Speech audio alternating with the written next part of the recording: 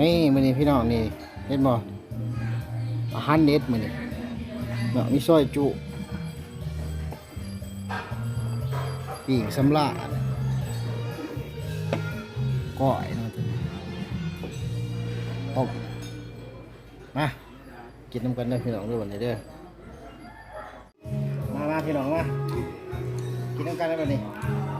จัดเด้อบัดนี้ปีกสำลาดเกี่ยงเครื่องเวียนกันเนี่ยแล้วเย็นลองข้อก่อนน้ำเสียงเลยอ่านไปหน่อยนึงหลักกินได้พี่น้องเลย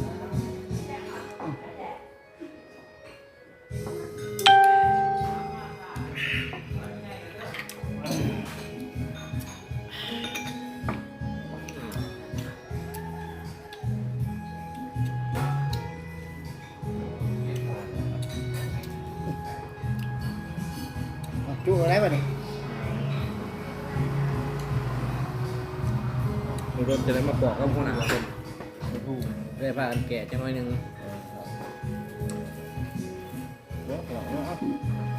ซีมตัวนี้เด้อซอย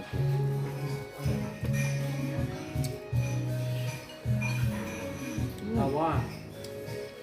เอาบุญเป็นยังแก่บุญเป็นยังมันหย่อนได้เพียงเรื่องนี่แล้วจอดอยู่หัวบุญได้แบบแก่บุญไปแล้วแซ่บช่วยจูบแจ๊บเดี๋ยวคนนี้ฮะโต๊ะไม่ยังวางร้านอยู่ทำยังไงมันจะแกไปขั่วมันจะย่อมาใส่ดิ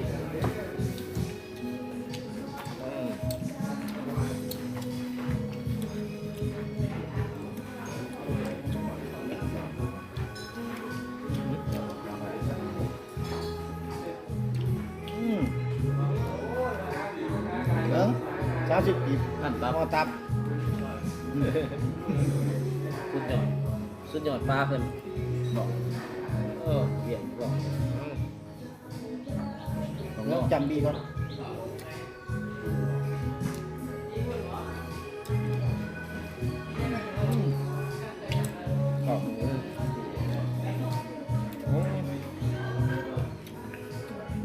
เดี๋ยวพี่น้องกันพัดในเบิ่งเด้อหัวหน้าพุ่งพันเลยเดี๋ยวเหยียดให้เบิ่งคำใหญ่ๆเบิ่งต้มใจหยาบต้มอาหารแซ่บคืออาหารมันก็อยู่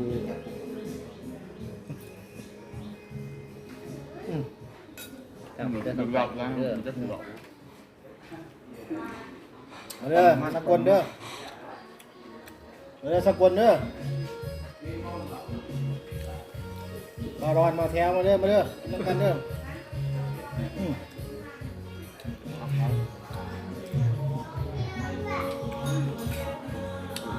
กินสะอาดดีแบบคุณหยอดต้องคุณหยอดเรื่องยังบอกกันเนี่ยแล้ว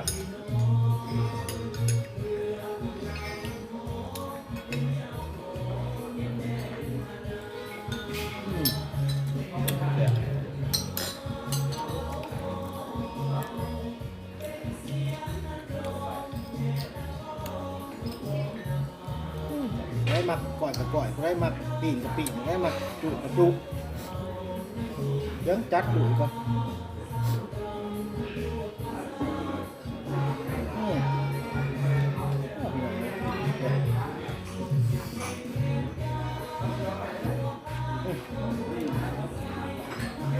เป็นตาแสบว่าจะเป็นแสบปวด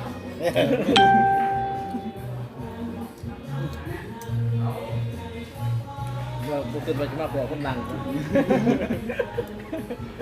ลงไปเวลาบุกขึ้นไปจะมาบอกคนดัง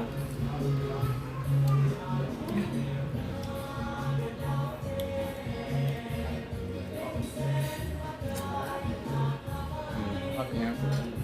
พักดิ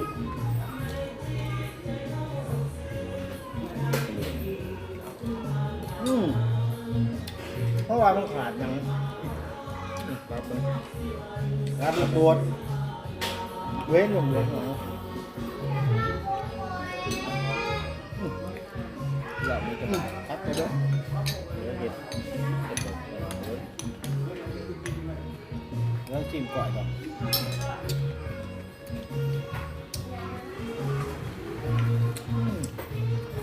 ก่อยกับเม็ดด้วยชอบ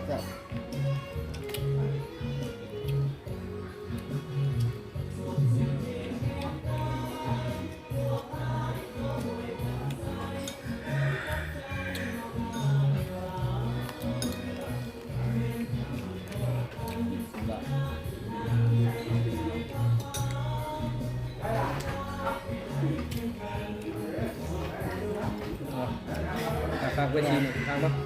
ทีนึงหักเนาะสุดยอดก็เองหักไรเขาเย็บหักไรทำไง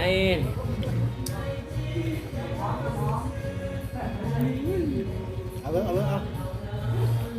ลองอีกเลยเสียงไม่ยังเลือกเสียงไม่ยังกินแน่ยัง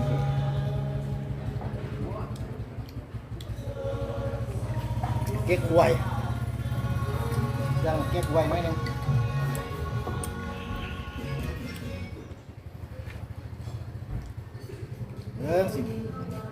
30 กีบ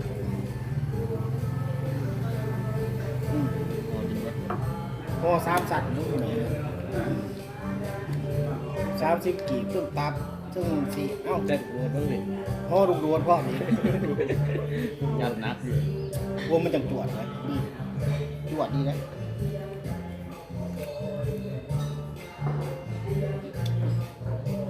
เนี่ยเขาเนี่ยเหี้ย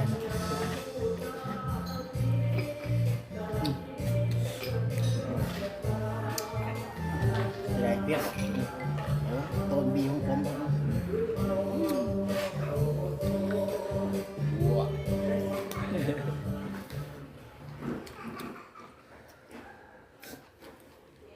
แวะบุกินดิบขอโทษเด้อพี่น้องเด้อโอ้จับเดียวกันทำแถวเดียวทำแถวเดียวกินบกเลย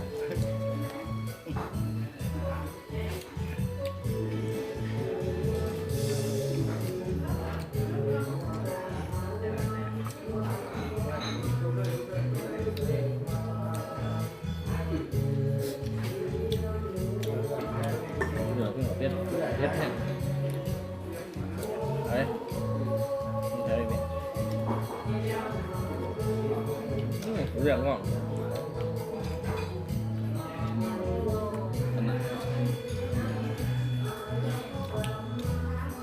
แล้วตัดปีกก่อนปีกสำลัก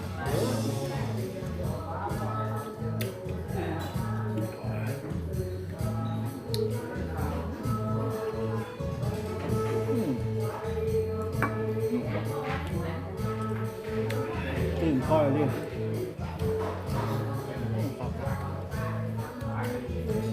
อุ้ย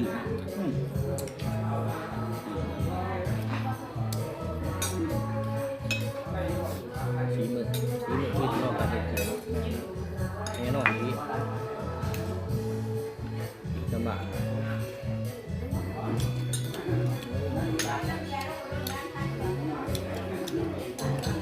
ไว้วันที่กินเขาอยากกินเขาว่าจุ่มเลือดก่อนเน็ตอะไรจุ่ม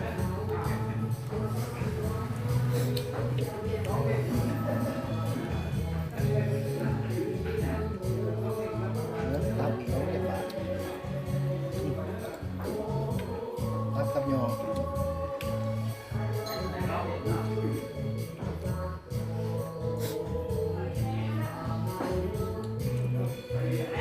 ใส่เก็บไว้เข้าไปเลยเพื่อแตกทำบ้าน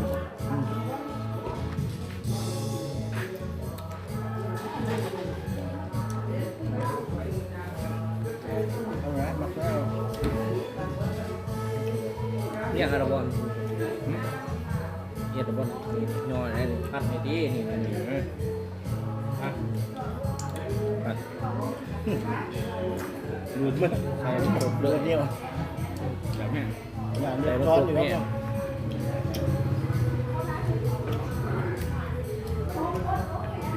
ไปปรุงเกี่ยวเลยครับเดี๋ยว นะทำสุดขายได้เลยเนี่ยคืออย่างเรื่อง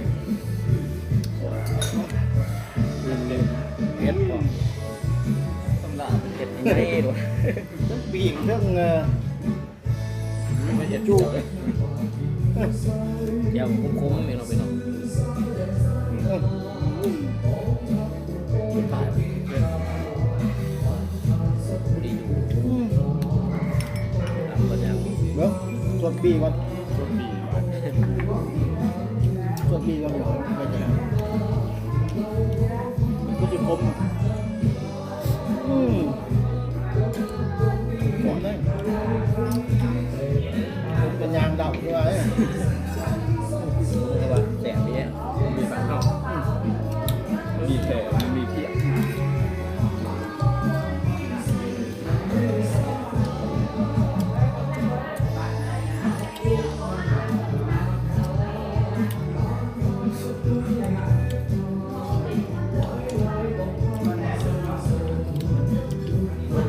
ผมคือรักษาคนอื่นดีเลยพี่ เดินต่อ สด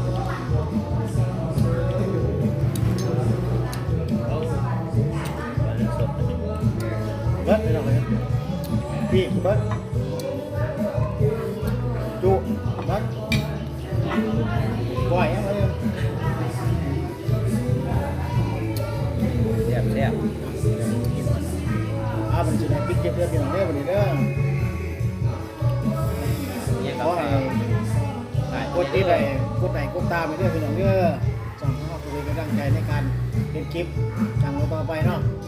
เราแม่เนาะ จ้า เราเรียก เราเรียก โอเคทั้งอันนั้นไอ้ใหญ่เพิ่นเนาะคือว่าแซ่บได้มียังกับฝากเนี่ยติดตามทั้งซอยแซ่ก็ได้เด้อพี่น้อง ตามคนกระดิ่ง ซอยอายเพิ่นแน่ โอ้ได้พระเอกเลยพระเอกซ่องเลย เบบี้เกล ตาก็ได้พี่น้องไว้ดี สบายดี ดี